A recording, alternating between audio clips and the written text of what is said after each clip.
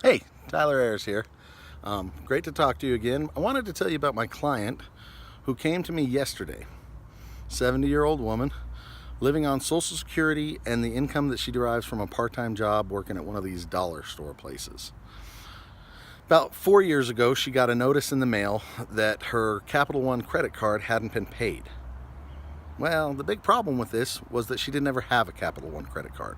She had gotten rid of all of her credit cards in the 90s and has lived, without using credit for all this time. But somebody had gotten her a hold of her identity, applied for a credit card, and stopped making the payments on it. So she told them that she had never applied for this card, it wasn't hers, and they said, oh, okay, well, go get a police report. This is clearly identity theft. So she went down, she got the police report, she sent it to Capital One, and she thought that the matter was closed.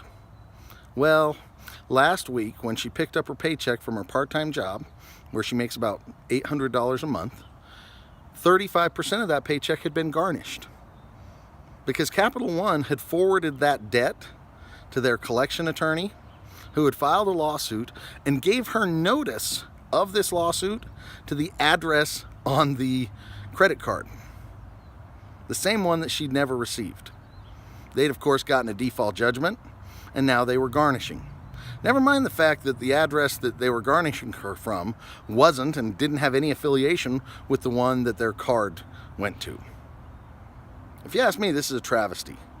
This woman is being manipulated and bullied over less than $800. Folks, the credit card companies, the collection agencies, they look at you as prey. They look at my client as prey. Well, we're not prey anymore. We're fighting back, because the best defense is a good offense. And that's why we're going to bring a lawsuit against Capital One and against Johnson Mark Law Firm in Utah. If you need any help with anything similar, you call me.